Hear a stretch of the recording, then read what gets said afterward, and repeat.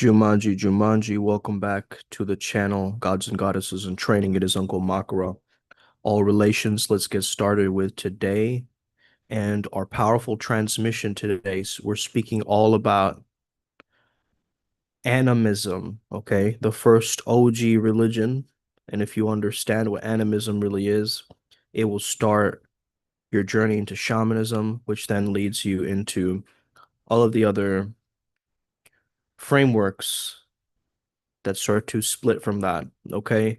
So the number one thing for you to understand is this isn't just another academic, stroll through some ancient Pinterest board of spiritual systems. We're going deep into the root juice, the OG operating system, right? Before the Bibles, before the borders, before even the idea of religion had a name or a PR team, right? We're not talking about something you can, memorize and recite. We're talking about something you remember, something your bones already know, something your cells still hum to in the silence. And this is why we return to animism, the original Wi-Fi, right? Everything is spirit, the wind, the wolf, the rock, the fungus under your foot. They're not on Earth. You are Earth. And shamanism, it's not some ayahuasca bro with a feather in his dreadlocks. It's the art of becoming nature's therapist, priest, butcher, bard, exorcist, and DJ all at once. And there's no sacred text. There's no holy law. There's no prophet with a copyright. There's just the drum beat, the dance, the sweat, the trance, and the knowing.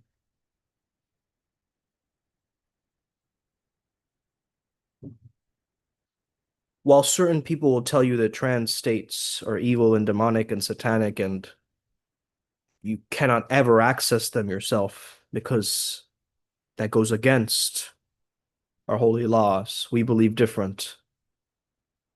We believe that with an intentional flow state of mind, we can go back to the cinematic jungle of the soul where the jaguar speaks and the stars have opinions.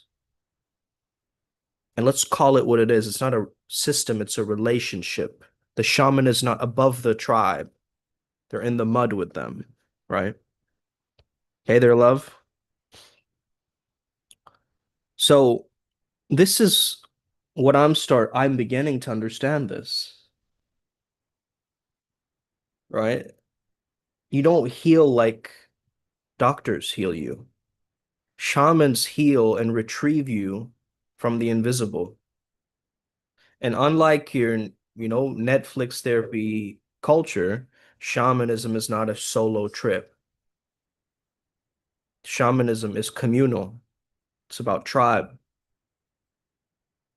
You are only a shaman if your people say that you are. And if you do not serve, then you're just another delusional dude, just with a drum.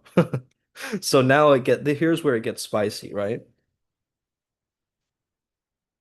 From the Songomas of South Africa, grinding roots and whispering futures, to the Yoruba sky watchers who knew stars the West needed telescopes for, right? The Bongpo psychonauts of the Tibet that map the spirit world like it was Google Earth. All of them had one thing in common, guys. They asked the spirits, and the spirits answered, right? This is not metaphor, this is technology. And yet modern science just, oh, well, that's just a placebo. But placebo is real, it works. And if you think that makes it less magical, you haven't understood a goddamn thing because the universe doesn't speak in spreadsheets. The universe speaks in symbols. It doesn't care about what's objectively true. It cares about what works. And that's what the shaman knows. That's why he dances. That's why she hums. That's why they vomit or shake or die into rebirth just to make you a little bit more whole. So if you want to talk about Santa Claus, he's also a Siberian mushroom riding, piss drinking reindeer shaman, right? Wrapped in a Coca-Cola suit. And the whole myth was straight stolen from the fly agaric trip rituals, right? Drink the reindeer piss, ride the vision, find the North Pole within. Then, even deeper than this lore is this myth, the trances, is this truth that there is no death. Not in the way that Western minds panic about death. There's a transformation, there's a recycling, there is the unfurling of the next spiral, but there's never an end. You don't die, you shapeshift, you return. And that's why the shaman is not afraid to flirt with death, because they've done it 1,000 million times before. They use it like a tuning fork because only in dying do you remember you were never born.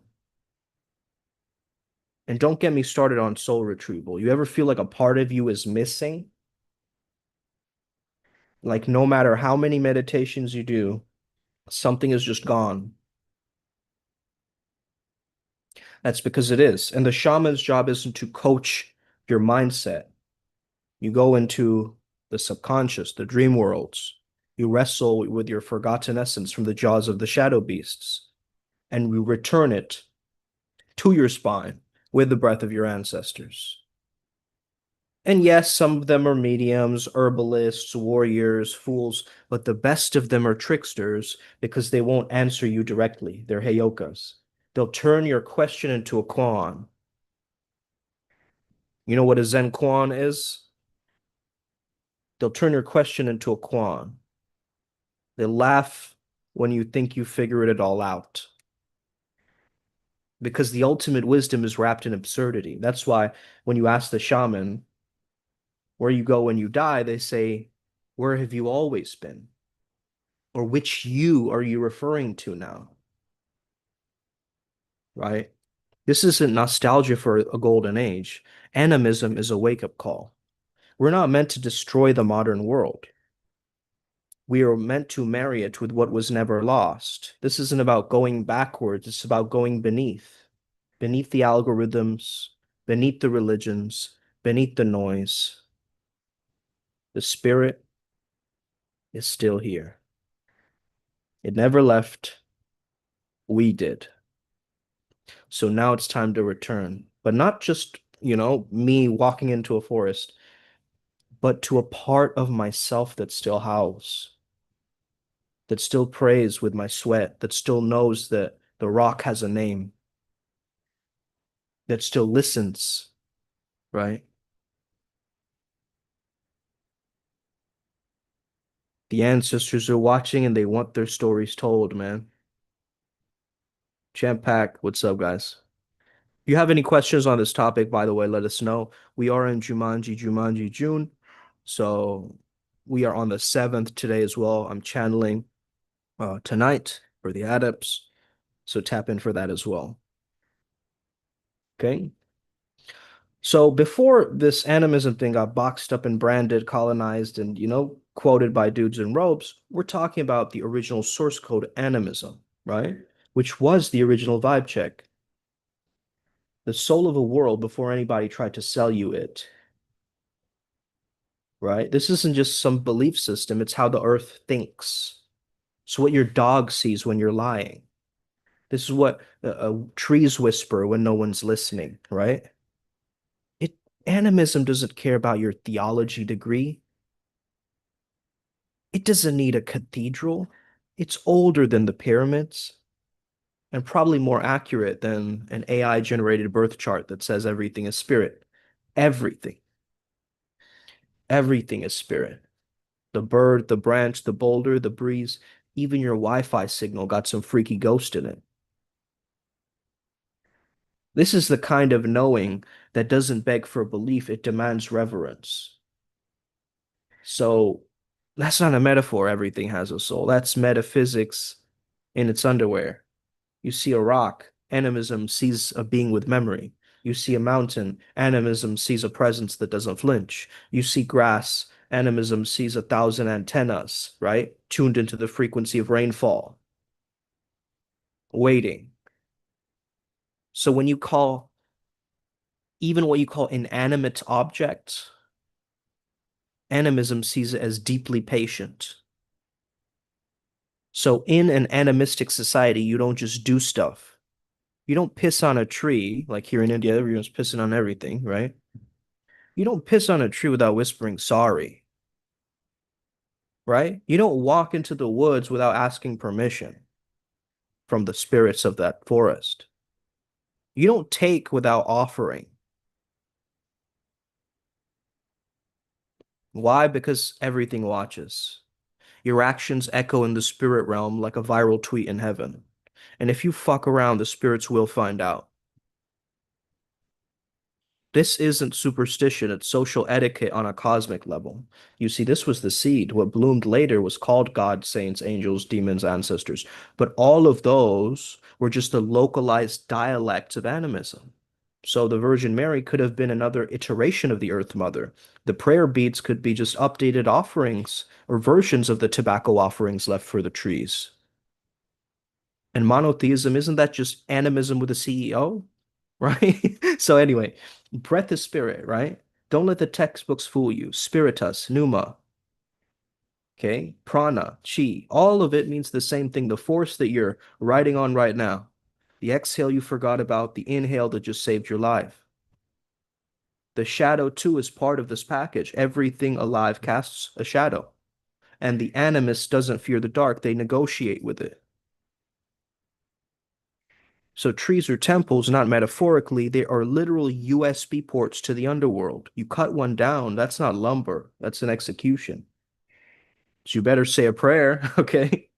Lumberjacks, I'm speaking to you, okay? You better bring on an offering. You better mean it, because that tree ain't just wood, okay? It's a library of wind-coated scripture.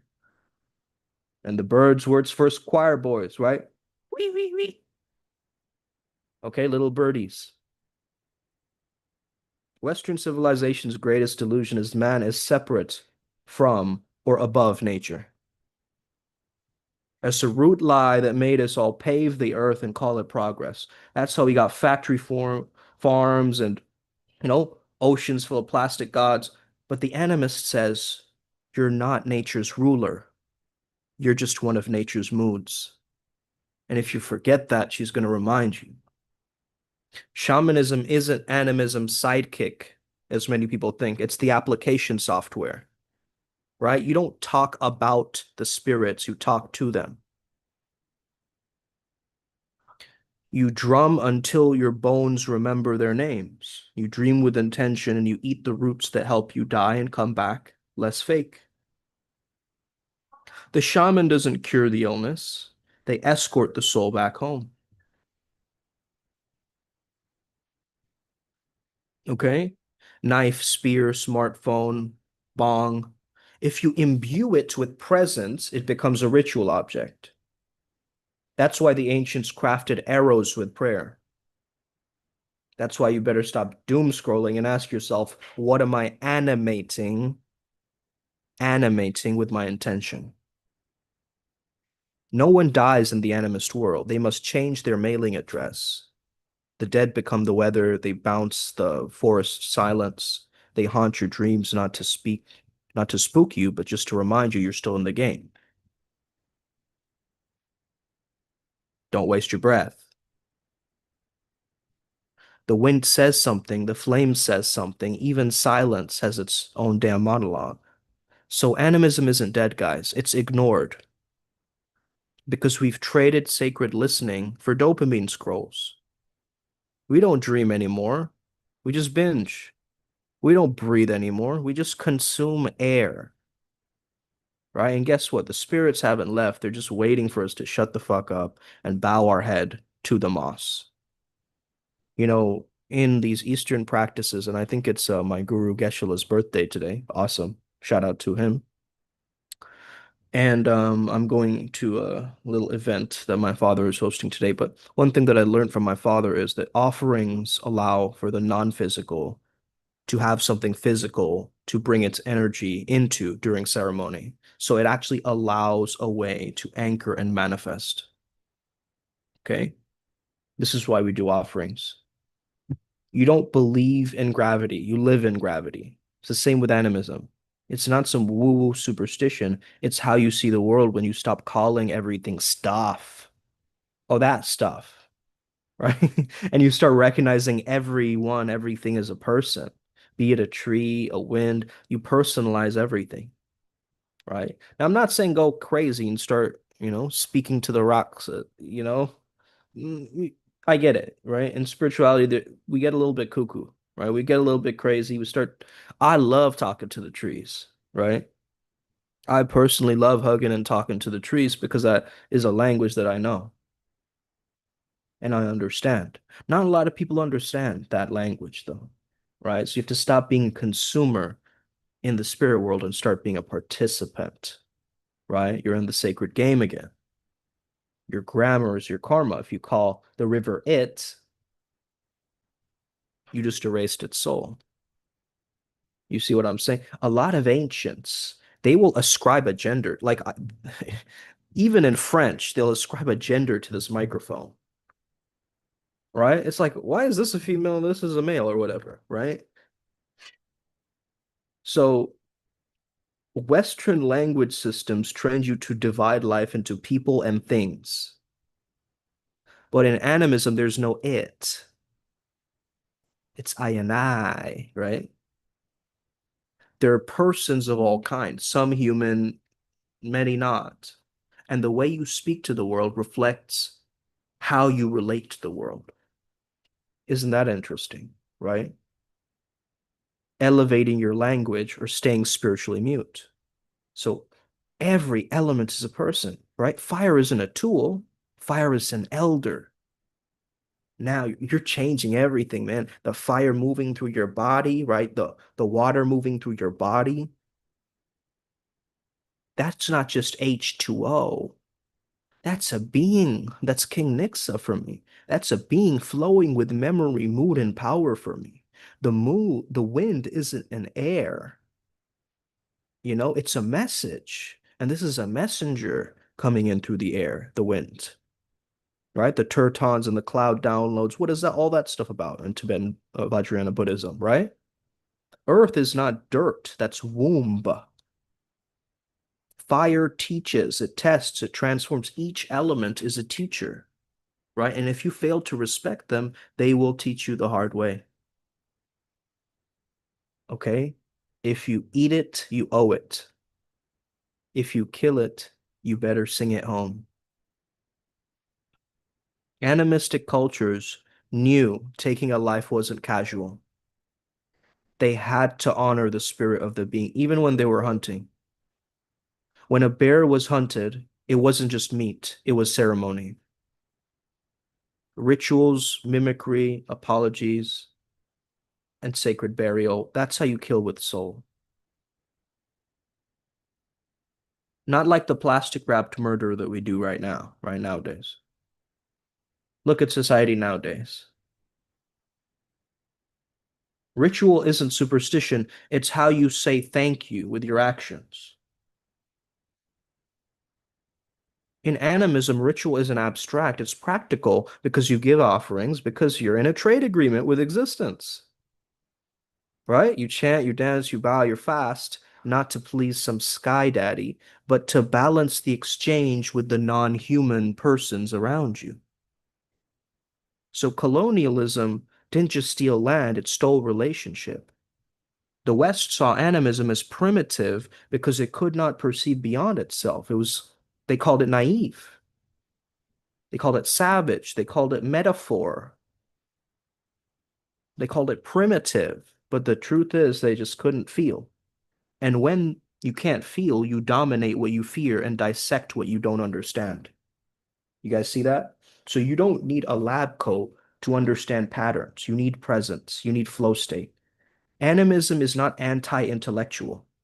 It's hyper-intelligence, but it's just grounded in a lived relational experience. It's a field study where the teacher is the mountain, right? The syllabus is the season. The exam is your next illness, right? And if you fail to relate, and nature, you will notice, will withdraw its blessings. Okay? Should I say her blessings, right?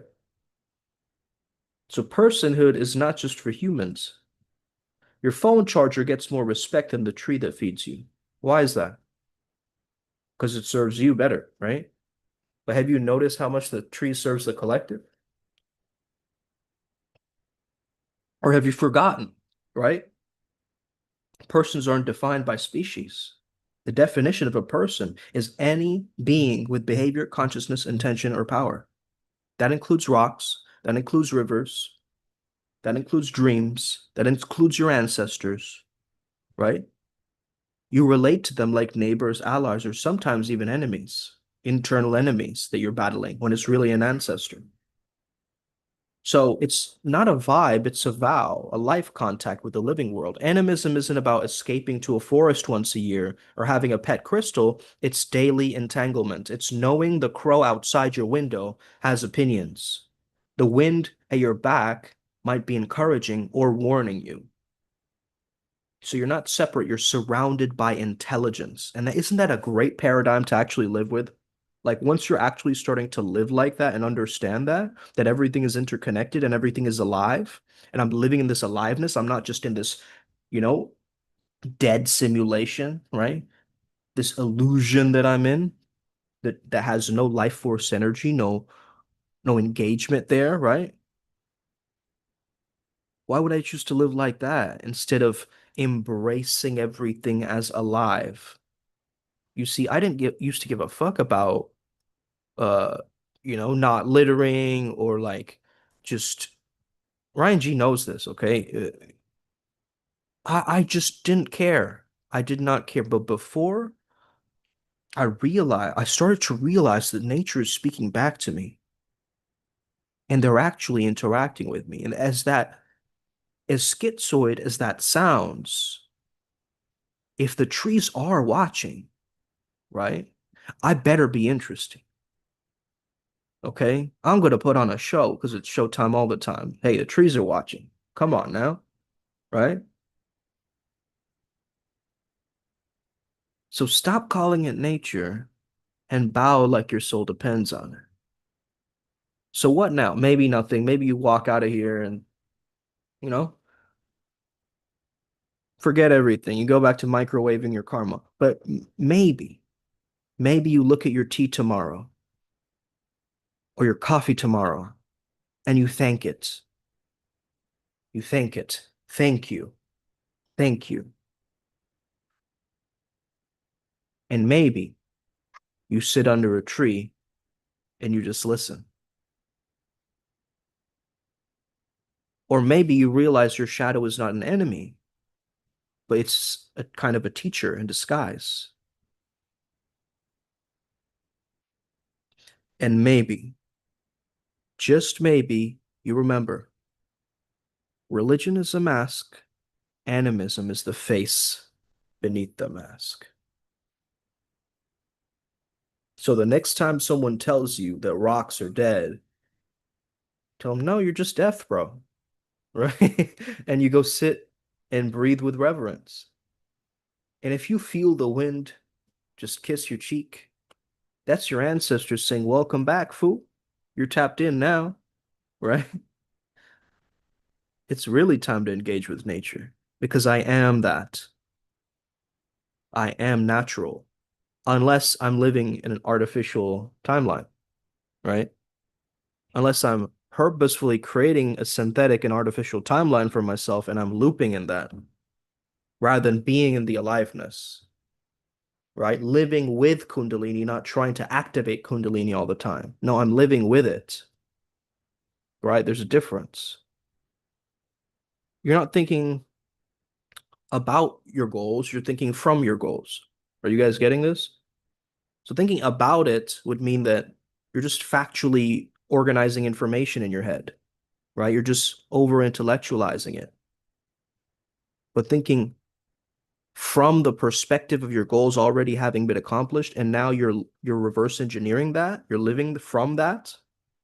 Ooh, that's a different energy, and the field will shift around you. I'm telling you the field will shift because the field has shifted, and we can all feel it. For some reason, us in our path working now with Primal Sutra and its adepts, what we've noticed is We have gotten into a peak flow. So much of a peak flow, in fact, that we've just zoned out other some of the other things in our life, but we've honed in so much on certain things that we know are going to pull us, enrich us, help us in the long term, right? And I think animism is a long-term game. It was the first spark of gnosis of these understandings of these religious frameworks. But let's not get lost in just this idea of life force, right? Because prana is different from chi, and chi is different from vril, and yeah, we get it. And a lot of people like to clump these into all. But I'm just saying, get back into worshiping an aliveness, including the dead, right? If the dead were really alive, right? How would you live? How do you not know that your great great grandfather is not speaking to you through that pelican or something like this, right? How do you know? There's no way to prove that. There's no way to understand that unless you speak to someone very tapped in. And even then, you're going to get a vague answer, right? So you might as well live with that in mind, right? That understanding in mind. And if it helps you and it gets you the results, and even if it's a placebo, I say go for it because you are ultimately the creator of your own life. I'm not going to sit here and be like, I am the God of your life. No, you are the God or goddess in your life, right? And so you're going to do this the way that you always know. I'm just bringing you back the spiritual memory because we all have this strange amnesia, right? Consciousness had to forget itself in order to reorganize itself and get back into this illusion again properly, right? So it scattered and fragmented itself through all these different things, all these different people, but now it's reorganizing itself back into wholeness, back into source again. And I think we're all recognizing this because this really is the bridge into this newer timeline. As we're starting to really understand how animism can help us, not just in a short-term quick fix mentality, but in a long-term strategy where we actually feel validated, right? And create some kind of a solar punk nature, right? A future, solar punk future. Have you guys seen these like images of solar punk? You guys know what I'm talking about? That's kind of how we have to start thinking now, right? Because if we're filled in our minds with different articles and grim storylines from the news, that's what we're constantly feeding and perpetuating, you see? So many spiritual people are gonna make videos about this Aubrey Marcus situation for years and years now, just to play off of it, try to make it, they're feeding the egregore more and more. I just did, just now. But still, it's like they're feeding the egregore so much that there's bound to be some shit show, something happening at the end of that, right? Because many eyes are on it. And if many eyes are on something, it distorts perception. Are we getting this, guys? Like, there's so many eyes on the brand name McDonald's. If something happens to McDonald's in the future, it's because of the thought forms that we've had around it. And there has been a cultural shift, right? What if everything you knew was false? What if like some brand was blacklisted that you used to love? What do you do then, right? Where's the nostalgia left for that? Because in this cancel culture, this stuff is going to happen, right? Things are going to be taken away from us like this. Oh, just, let's just sweep it under the rug. And now the rug is like this giant molehill. Okay. So let's start to really understand how animism and life force energy can move through us, vitalize us. Adepts, I'm going to send you something to boost your energies. Okay. It's very, very powerful. I've been listening to variances of this. But I'm going to send you Sapiens one because that one, there's something very powerful in that. And the Nexus told me to send it to you guys, but I was pretty preoccupied during that time. 444. Oh, of course. So it's going to help us reorganize things. Okay, powerful. Thank you, babe, for sharing it. The link. All right, awesome. All right, cool, guys. So yeah, the one I had shared with you guys. Check that one out, that link for adepts.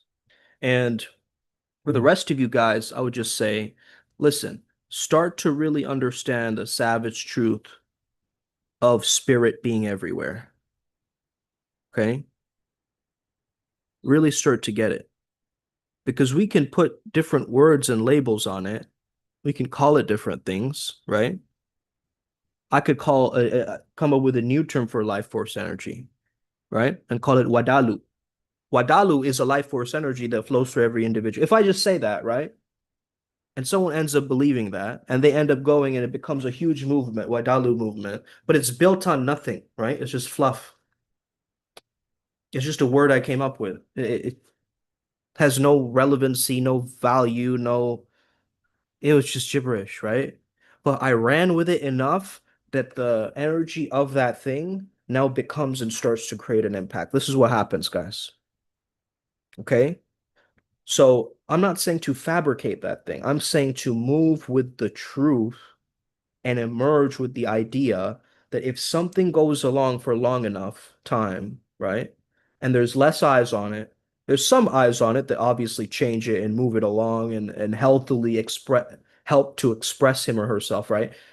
Helps the individual to move and like adjust and so forth, right? Like having mentors does that, having different frameworks and podcasts that really align with you and like make you full of positivity does that, right? So there's certain things like this that just amplify us, right? And move us towards our mission that we know we've got to be doubling down on. But then we use some excuse like life happens. But if life happens, that means everything is alive and interactive with your own energy, right? So now we have to understand that what happened, in that weird mountain region where the spirits were like not allowing us to move and we were stuck in the mud, right? There's clearly something happening. Maybe they're trying to protect us from something. Maybe there was some weird energies around the place, right? But if we take that as a negative circumstance and we spiritually attach to that, oh man, remember that happened. That sucked. And we keep feeding it like that, then we're going to keep getting things like that. You see what I'm saying? So, yes, mishaps happen, but they're a part of the storyline. And the more we can administer this spiritual essence within all of us, and we bring it together, and it's almost like Power Rangers, right? We all charge up together and we move in this thing. That's going to be a lot more different than somebody who is initially looking at, this situation of nature and man as something split, as something fragmented and jarring, right? Whereas yesterday, something that I did when the storm was coming and I couldn't get proper Wi-Fi is I was imagining I was the storm expressing itself. My mind was expressing itself through a storm that had to go through this process of the storminess, right? So then it created less separation in that moment. And I started to relax more into my experience again. Because there's water coming in through my window. There's like a lot of strangeness, right? But I remained in this understanding that I'm going to merge with it instead of trying to fight it or creating more resistance around this thing that's happening. What if I was to be at one with it? What if I was to be in flow with it? To be in one with it is to be in flow with it, right? I am in this moment right now. And though there are birds around me and they're probably crashing into this window because it's a glass window, some birds like come in and, they're not that intelligent as humans, but at the same time, they do understand that there's something going on. There's an energetic frequency here, which is why they want to come in, right? So I'm looking at this from the framework of energy. It starts at energy, it ends at energy. And how we move that energy creates emotions. And our emotional intelligence, as I was speaking to Ellie yesterday, or no, day before yesterday, um, about emotional intelligence being so, so key. Yes, there's, you know, mathematical intelligence, there's musical intelligence, there's even spiritual intelligence, but emotional intelligence is incredibly lacking. Women have somewhat good emotional intelligence cues. The cues are there, right? But somebody really training in it and really understanding how to move with these energies and communicate with somebody who's maybe not on the same pacing or level or worldview or mindset than you, right? So immediately, like if I'm like this, right, and I'm speaking to like a person who's just in a bunch of rags outside, right, a homeless person, there's going to be immediately a distinction between my status, his status, my level, his level. There's going to be an imposed sense of superiority, inferiority, correct? So there's going to be a break of that flow state essence, right? It's like the Buddha understanding, like everything doesn't begin and end in my palace. I have to go outside the palace walls to actually discover what the hell is going on, right? So in the same way, we're figuring out what the hell is going on with this person's energy, my energy. Clearly, we're connected in this timeline together and humanity, but maybe, they'll come around again when I've done some inner work, right? Or this other person will come around when I'm trying to go here, right? Let's say I expanded my business. There's certain people in my framework, in my mind, that if I've attached to them, if I've held on to them, they're part of my karmic loop, part of my karmic cycle, right? So I'm going to pull them into my world as I'm moving up the hierarchy or the dominance framework of society. So you have to really be conscious of these things and understand that animism is kind of this invisible substrate underneath it all, kind of like Brahman, right? Or the Tao. In a similar way, there is this energy that is invisible to us, and this invisible thread moves us and moves through us. And we just have to learn to, like in Nagualism, right? Learn to balance that natural with the spiritual, with the divine, right? And once we get that nature, we pull it in towards our own individual, framework, our intuitive faculties, our modes, and we use our imaginations in order to create a beautiful future rendition, a world that actually we can thrive in, right? A flowtopia, in fact. All right. So thank you so much, guys, for tapping in. I hope this gave you a different perspective, different understanding of things. Let's get it. If this is where it all began, let's see if we can keep it alive and resurrect it for our time, right? Our modern day and age. We got this. You got this. Upward spiral. Let's win. Osa. Uncle Makara out. Have an incredible rest of your day. May the flow be with you. We got this. Let's win. Man, but we're already winning. That's the thing. We're already winning, dog. Come on now, dog. Right? Let's win. Thank you. Peace.